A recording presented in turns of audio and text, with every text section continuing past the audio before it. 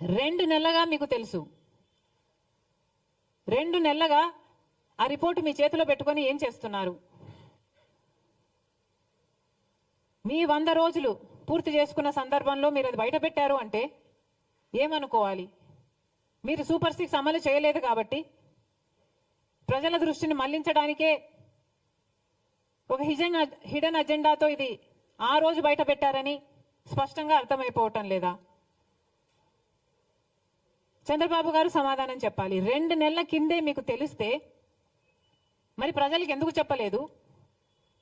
ఎందుకు సిట్టు అప్పుడే ఎందుకు వేయలేదు? ఇప్పుడు చంద్రబాబు గారు సిట్టు వేస్తున్నారు.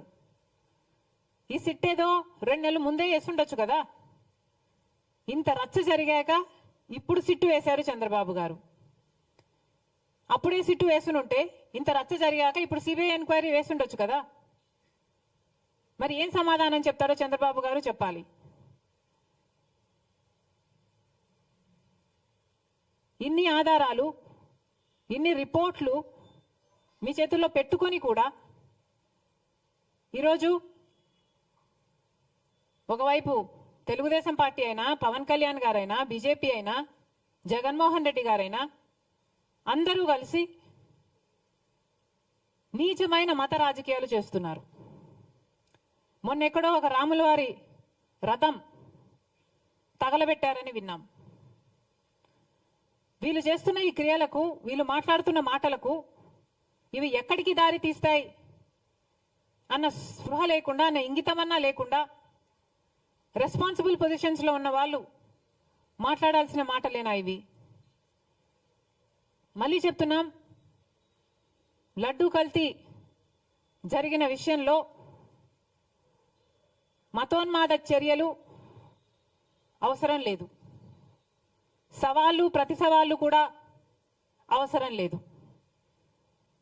దీక్షలు, ప్రమాణాలు అంతకంటే అవసరం లేదు. ఇక్కడ కావాల్సిందల్లా నిజం. ప్రజలకు నిజం తెలియాలి. ఈ తప్పు ఎవరు చేశారు, పెద్ద చేపల చిన్న చేపల, ప్రజలకు నిజం తెలియాలి, చర్యలు తీసుకోవాలి. మళ్ళీ ఈ తప్పు జరగకుండా జాగ్రత్త పడాలి. అది మానేసి ఇలా నీచమైన మత రాజకీయాలు చేయడం చాలా దుర్మార్గం. మేము దీనికి వ్యతిరేకం. కాంగ్రెస్ పార్టీ ఒక సెక్యులర్ పార్టీ. కాంగ్రెస్ పార్టీ రాజ్యాంగాన్ని గౌరవించే పార్టీ. కాంగ్రెస్ పార్టీ అన్ని మతాలని గౌరవిస్తుంది, అన్ని కులాలను గౌరవిస్తుంది, అన్ని భాషలను, అన్ని ప్రాంతాలను గౌరవించే పార్టీ కాంగ్రెస్ పార్టీ. మా నాయకుడు రాహుల్ గాంధీ గారు సోదర భావం కోసం, ప్రేమను పెంచడం కోసం కన్యాకుమారి నుంచి కశ్మీర్ వరకు 1000 కిలోమీటర్లు పాదయాత్ర చేసిన వాడు మా నాయకుడు. సవినయంగా హంబ్లీ సబ్మిట్ దిస్. కాబట్టి ఇంత నీచమైన రాజకీయాలు చేయడం మేము తట్టుకోలేకపోతున్నాం.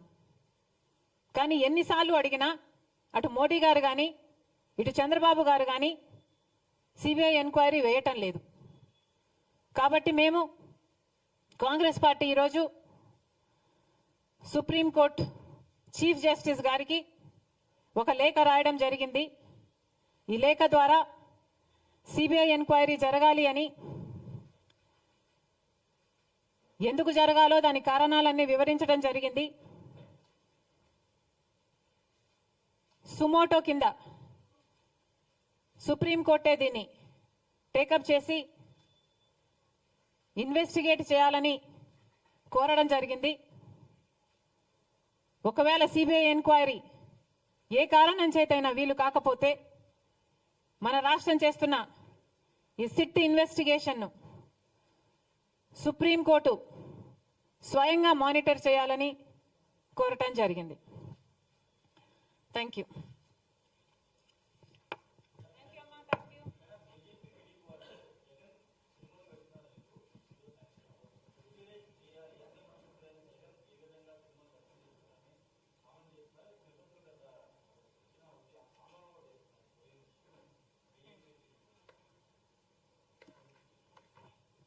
దాని గురించి నేనేం చెప్పాలి, జగన్ గారు చెప్పాలి కదా.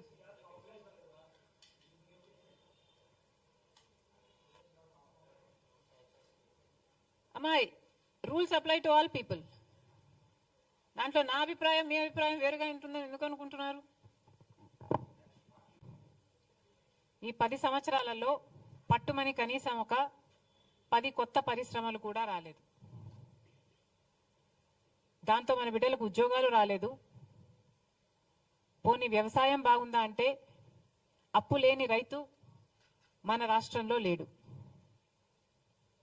మనకు రాజధాని లేదు, మనకు ఒక మెట్రో లేదు, కనీసం మనకు బడ్జెట్ కూడా లేదు. చంద్రబాబు గారి సూపర్ 6 అమలు అవుతుందో లేదో కూడా తెలియని పరిస్థితి. ఇది ఈరోజున్న వాస్తవాలు. కానీ మన రాష్ట్రం ఇంత డెవలప్మెంట్కు నోచుకోకుండా 10 సంవత్సరాలుగా అల్లాడిపోతుంటే మన ప్రజాప్రతినిధులకు ఆ విషయం కనీసం గుర్తున్నా ఉందా? ఈరోజు మన రాష్ట్రంలో పరిపాలన జరుగుతుందా? ప్రజాప్రతినిధుల దృష్టి అంతా ఎక్కడ ఉంది? చంద్రబాబు గారేమో శుద్ధి అని శాంతి హోమాలు చేస్తున్నారు. పవన్ కళ్యాణ్ గారేమో ప్రాయశ్చిత దీక్షలు చేస్తున్నారట. ఇక ఇప్పుడు జగన్మోహన్ రెడ్డి గారు కూడా ప్రక్షాళన పూజలు చేస్తున్నారట. ఒకరి మీద ఒకరు పోటీపడి మరి నీచమైన మత రాజకీయాలు కాకపోతే ఇది ఏమిటి అని అడుగుతున్నాం. చంద్రబాబు గారిని అడుగుతున్నాం, బయట మార్కెట్లో నెయ్యి ధర 700 నుంచి 1000 రూపాయల వరకు ఉంది. జగన్మోహన్ రెడ్డి గారి సర్కారు 320 రూపాయలకే నెయ్యి సప్లై చేసే టెండర్కి ఆమోదం తెలిపిందని మీకు తెలుసు.